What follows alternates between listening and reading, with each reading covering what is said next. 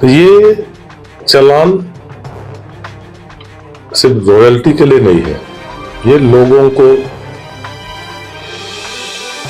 सुरक्षित रखने का एक जिसको लेकर आप लोग प्रदर्शन भी किए हैं। अमित शाह जी का कहना है कि अंबेडकर आज का एक फैशन बन गया है।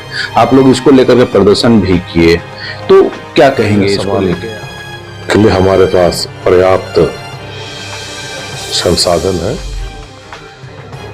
जिन जिन चीजों पर जो चालान हो, जैसे डीएल का, हेलमेट का, ये सुरक्षा को लेकर है। ये सारी चीजें हमारी सरकार की तरफ से सारी चीजों को स्पष्ट कर दिया गया है। मौजूद है कोलेबिरा के विधायक नवन बिट्सल कोंगाड़ी जी के साथ में, और आज हम लोग बातचीत के क्रम में हम लोग जानना चाहेंगे नवन बिट्सल कोंगाड़ी जी से कि ये वित्त मंत्री का एक बयान जो 1,36,000 करोड़ की मांग झारखंड सरकार के द्वारा किया जा रहा है, उसमें वित्त मंत्री का बयान आया है कि ये जो मांग है ये हवाई मांग है और इसको लेकर कोई बकाया नहीं है। इस तरह की बात वित्त मंत्री की तरफ से कही जा रही है।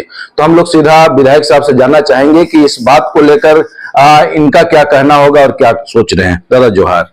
जोहार। ये जो 1,36,000 करोड़ का जो मांग है उसको लेकर वित्त मंत्री का बयान आया है कि ये जो मांग है हवाई मांग है और ऐसा कोई बकाया नहीं है, इसको लेकर क्या?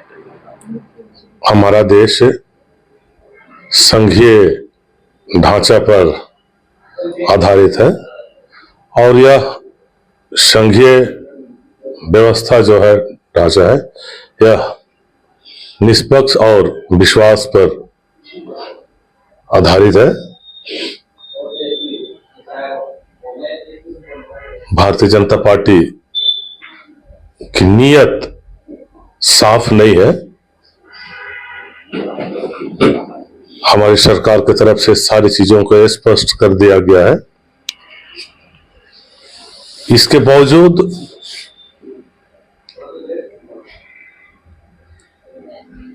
झारखंड में जिस तरह से भाजपा लगातार सत्ता को कब्जा करने में, हथियाने में विफल रही है,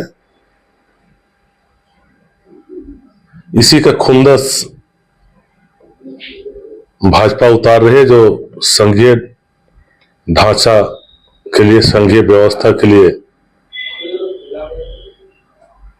अच्छा नहीं है। यह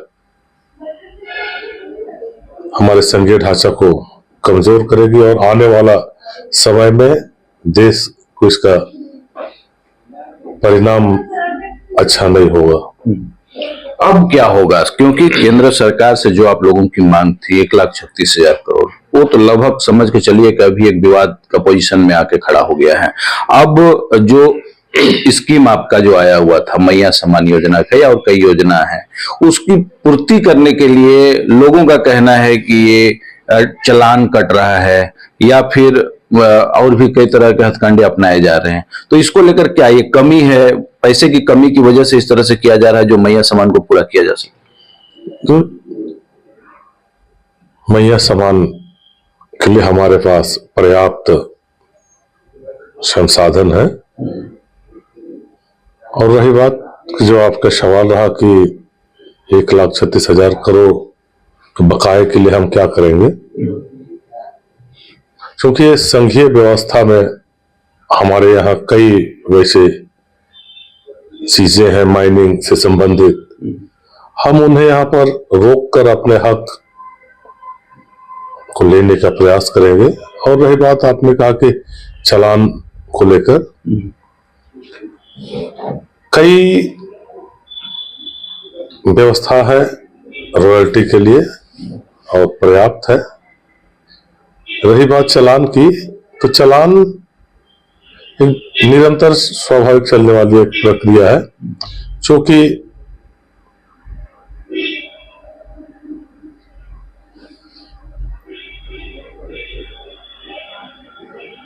जो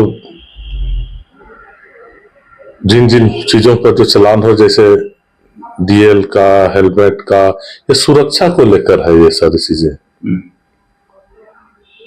हमारे यहाँ, मैं हमेशा से इस बात को कहते रहा हूं और आए दिन हमारे यहाँ रोज एक्सीडेंट हो रहे हैं। किन्हीं के पास लाइसेंस नहीं है, किन्हीं के पास विदाउट हेलमेट है, किन्हीं के पास गाड़ी के पेपर नहीं है। तो ये चालान सिर्फ रॉयल्टी के लिए नहीं है, ये लोगों को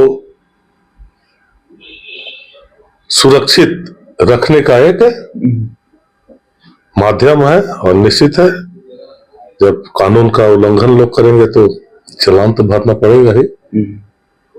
ये मैया सामान के लिए ये चालान लिया जा रहा है या रॉयल्टी टैक्स लिया जा रहा है या फाइन लिया जा रही है, इसे जोड़ना तो की बातें हैं।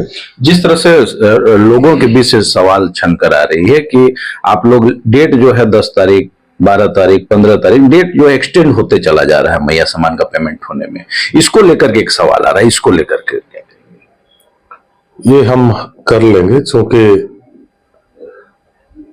अभी अभी सरकार का गठन हुआ है, मंत्रिमंडल का बंटवारा हुआ है, विभाग को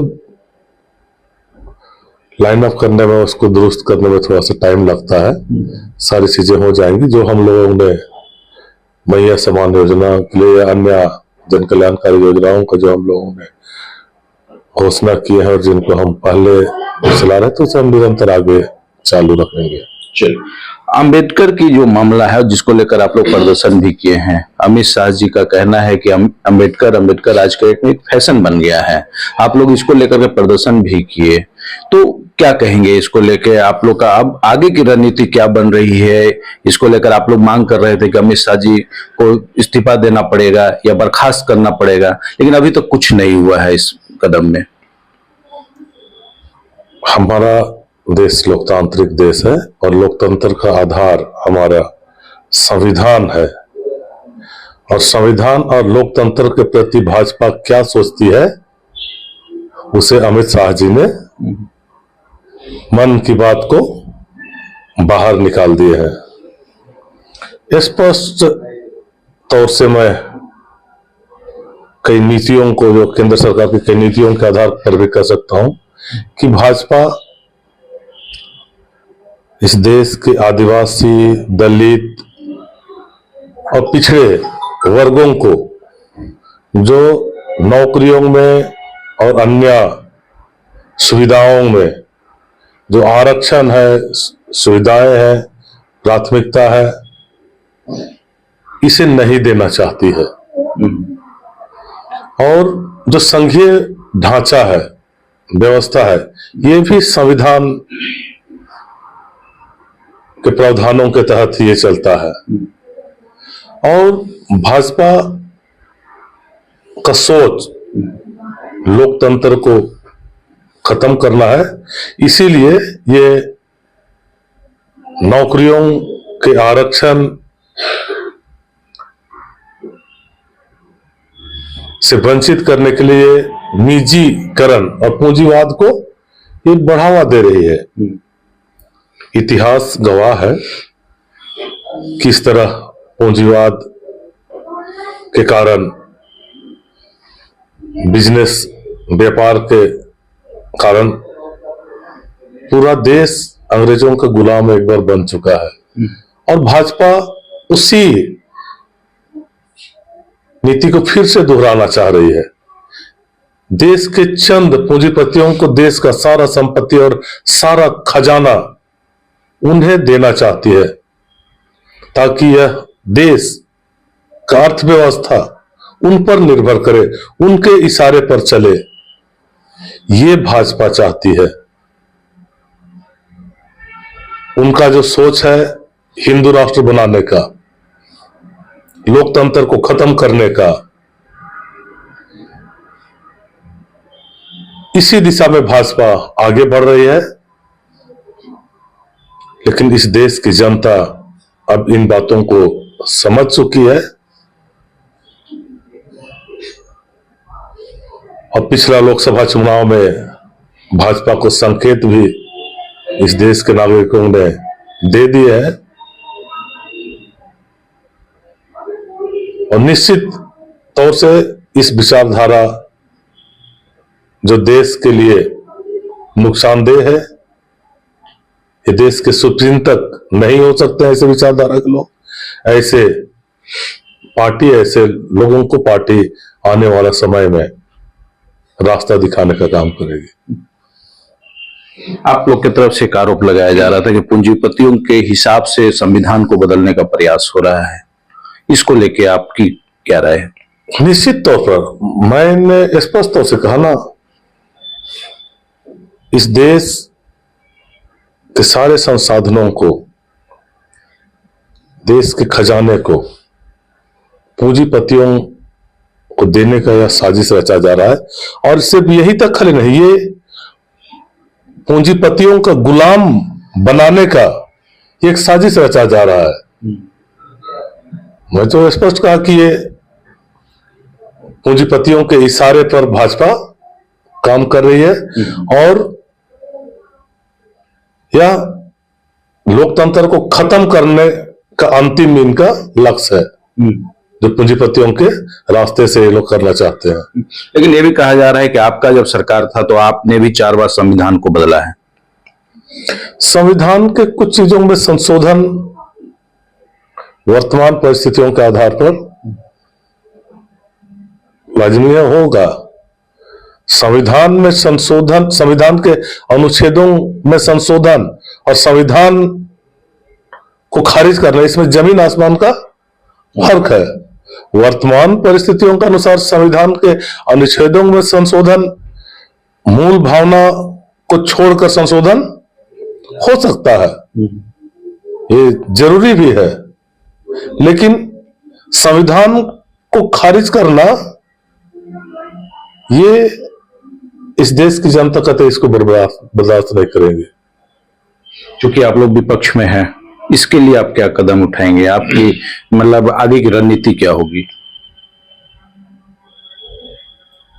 ये लोकतंत्र है, जनता को संवैधानिक व्यवस्था, लोकतांत्रिक व्यवस्था और भाजपा किस तरह से संविधान को तार तार कर रही है, खत्म करना चाह रही है,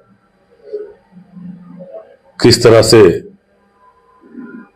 व्यापारियों के, पूंजीपतियों के रास्ते देश को गुलाम बनाने चाह रही है, इन सभी बातों को हम जनता को बताएंगे, मतदाताओं को जागरूक करेंगे। क्योंकि लोकतंत्र में तो वही सर्वे सर्वा है, वही मालिक है। मालिक जब जान जाएगा सभी चीजों को, तथ्यों के साथ हम उन्हें बताएंगे, समझाएंगे, और जब वे जान जाएंगे तो भाजपा को एक सीट भी लाना मुश्किल हो जाएगा इस देश में। राहुल गांधी जी के ऊपर FIR किया गया है। राहुल गांधी जी पर FIR, ये जो अमित शाह जिस तरह से घिर रहे थे अंबेडकर मुद्दे पर, संविधान की सुरक्षा के मुद्दे पर, इस देश की जो डेमोग्राफी है, अनेकता में एकता, इसे खत्म करने का जो साजिश भाजपा रच रही है और सदन में उन्हें घेरा जा रहा था, तो ये मुद्दा को भटकाने का एक घटिया प्रयास है और पूरे देश के लोगों ने इसे देखा है। FIR किस तरह से मनगढ़ंत है, आने वाला समय में सब कुछ उजागर हो जाएगा। क्योंकि जहां पर घटना घटी है वह CCTV फुटेज के अंदर है, उसे कोर्ट देखेगी और यह साफ हो जाएगा कि भाजपा किस तरह से जो संविधान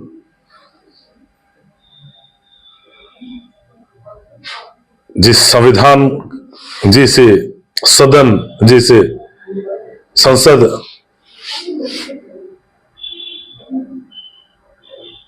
पर सुरक्षित है, उस पवित्र संसद को ही लोगों ने